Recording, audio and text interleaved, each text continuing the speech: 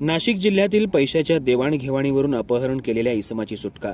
2 आरोपी आणि एक स्कॉर्पिओ गाडी ताब्यात।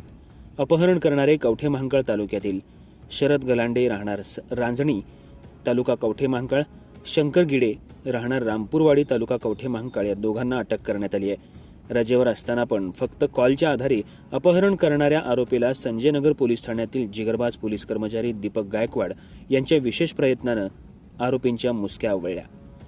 17 मार्च रोजी निहाल पवार याला करंजा गव्हाण जिल्हा धुळे शिवारात कुणीतरी अज्ञात इसमानं बळजबरीनं काळ्या रंगाच्या स्कॉर्पिओ गाडीत बसवून अपहरण केलं असल्याबाबत वेडनूर खाकुर्डी पोलीस ठाणे नाशिक ग्रामीण इथं गुन्हा नोंद करण्यात आला होता। अपहरण गुन्ह्यातील आरोपीचा शोध घेण्यासाठी नाशिक ग्रामीण पोलिसांचे सांगली पोलीस यांना मदतीचं पत्र प्राप्त झालं होतं। या गुन्ह्याचं गांभीर्य आणि आरोपीकडून अपहरित व्यक्तीची सुटका, जीवाला असलेला धोका पाहता सांगली जिल्ह्याचे पोलीस अधीक्षक संदीप घोगे यांनी स्थानिक गुन्हे शाखेला शोध घेण्यासाठी आदेश दिले होते।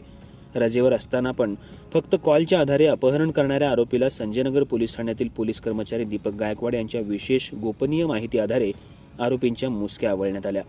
ही कारवाई सांगली जिल्ह्याचे पोलीस अधीक्षक संदीप घोगे, अप्पर पोलीस अधीक्षक रितू खोकर यांच्या मार्गदर्शनाखाली वरिष्ठ पोलीस निरीक्षक सतीश शिंदे, सहाय्यक पोलीस निरीक्षक जयदीप कळेकर, श्रीधर बागडी, सुमित सूर्यवंशी, संजय पाटील, विनायक सुतार यांनी केली।